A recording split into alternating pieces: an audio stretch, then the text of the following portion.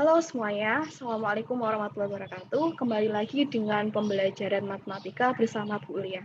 Kali ini kita akan membahas tentang materi baru, yaitu integral tak tentu fungsi aljabar. Nah, jadi ini adalah bagian pertama dari materi integral tak tentu fungsi aljabar. Oke, nah ini ada sedikit informasi ya untuk kalian ya, kalau bahwa integral ini salah satu penemunya adalah Leibniz. Jadi Gottfried Wilhelm von Leibniz ini adalah seorang ilmuwan, filsuf, matematikawan, diplomat, pustakawan, dan pengacara berkebangsaan Jerman keturunan Sorb. Nah, menurut catatannya, terobosan yang sangat penting itu terjadi pada tanggal 11 November 1675 ketika ia mendemonstrasikan kalkulus integral pertama kalinya untuk menghitung luas daerah di bawah fungsi Y sama dengan X. Dan ialah yang memperkenalkan beberapa notasi dalam kalkulus yang tetap digunakan sampai sekarang.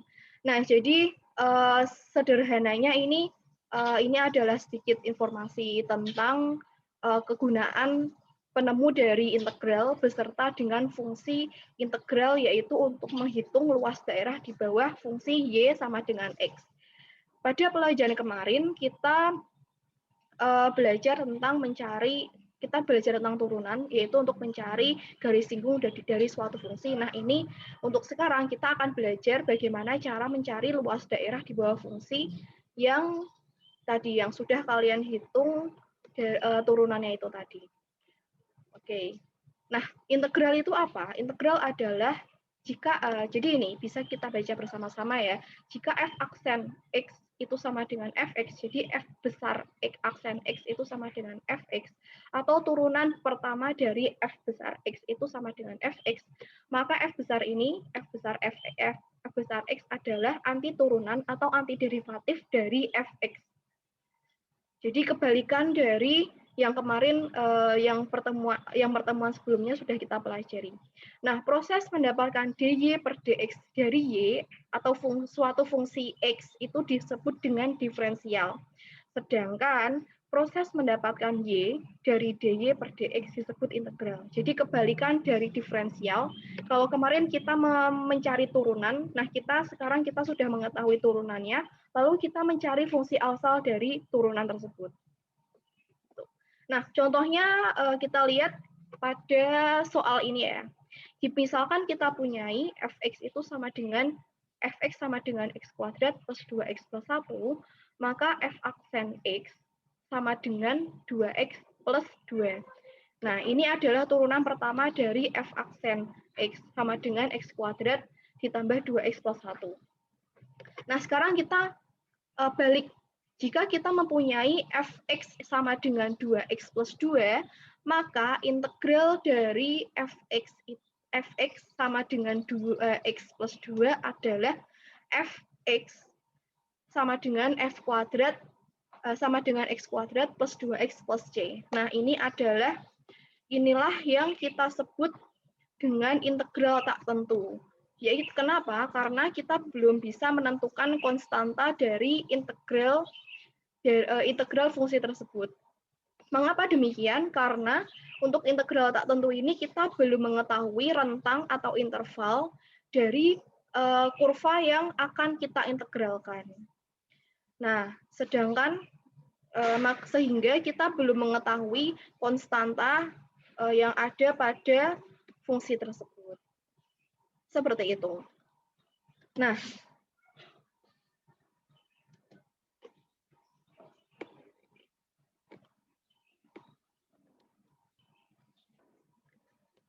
ini ya. Nah, lambang dari integral adalah ini. Lambang ini merupakan lambang dari integral. Ini adalah simbol dari integral. Sedangkan nanti kita akan menemukan fx, yaitu fungsi di samping simbol integral, yang disebut dengan integran. Jadi fungsinya disebut dengan integral, dan simbolnya adalah seperti ini. Nah, sehingga simbol ini, kemudian fx dx itu disebut dengan integral tak tentu, dan dibaca integral dari fx terhadap x. Ini ya, jadi ini bacanya integral dari fx terhadap x. Nah, contoh, misalkan kita gunakan contoh yang tadi, dipunyai fx sama dengan 2x plus 2, maka integral dari fx sama dengan 2x plus 2 adalah fx sama dengan x kuadrat ditambah 2x plus c. Diperhatikan di sini f-nya besar ya, berarti di sini adalah integral dari fx yang f-nya kecil ini. Nah, ini dapat ditulis integral 2x plus 2 dx sama dengan x kuadrat plus 2x plus c. Jadi seperti ini penulisannya. Jangan lupa, jadi ketika belum kalian integralkan, tanda ini harus tetap ada. Baru ketika kalian integralkan, kalian temukan integralnya, baru tandanya itu sudah hilang, tanda integralnya hilang, dan ini, jangan lupa plus C, karena masih integral tak tentu. Begitu. Nah, sifat-sifat integral itu seperti apa? Ada beberapa sifat, ada 7 ya. Nah, yang pertama adalah integral dx. Ini berarti koefisiennya di sini sama dengan 1. Berarti ada nilainya adalah x plus c. Kemudian integral a dx ini sama dengan ax plus c. Jadi a berapapun, misal a-nya 5, integral 2x dx, maka nilainya adalah 2x plus c. Maaf, integral 2 dx berarti 2x plus c.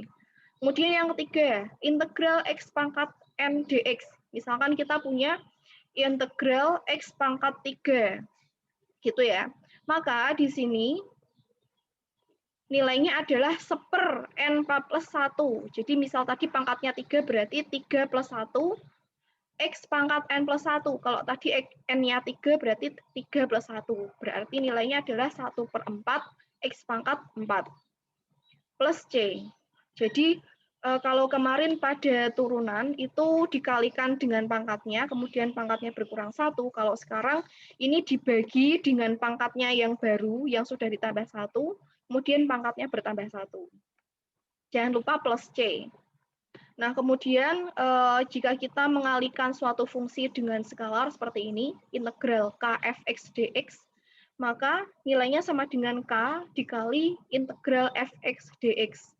Jadi misal kalian punya integral 2x pangkat 3, ini sama dx gitu. Nilainya sama dengan 2 kali integral x pangkat 3 dx. Jadi koefisiennya itu dikalikan di luar, dikalikan terakhir. Nah, ini seperti pada limit, seperti pada turunan, apabila ada integral fungsi fx plus gx atau integral dari penjumlahan beberapa fungsi, maka nilainya sama dengan integral dari fungsi pertama ditambah integral dari fungsi kedua, dan seterusnya. Begitu juga dengan ketika pengurangan. Pengurangan juga berlaku sifat yang sama. Nah, yang terakhir adalah integral metode substitusi, akan kita bahas pada video selanjutnya. Sekarang kita lihat contohnya, contoh dari sifat-sifat integral ini. Misalkan kita memiliki ini tadi, temukan integral dari fungsi fx sama dengan 2x pangkat 3 plus 4x min 5. Maka bisa kita tulis integral 2x pangkat 3 plus 4x min 5 dx. Jangan lupa dx-nya. Jadi pasangan dari tanda integral ini adalah dx. Atau dx ini tergantung pada fungsinya. Jadi kalau di sini fungsinya adalah fungsi x, maka di sini adalah dx. Jika fungsinya adalah fungsi t, maka di sini adalah dt. Jika fungsinya fungsi u, maka di sini adalah du. Seperti itu. Nah, kita bisa langsung menggunakan sifat nomor 5 dan nomor 6. Kita bisa jabarkan, jadi ini ada penjumlahan beberapa fungsi. Bisa kita jabarkan menjadi integral 2x pangkat 3 dx, ditambah integral 4x, fungsi yang kedua, dikurangi integral 5 dx, fungsi yang ketiga.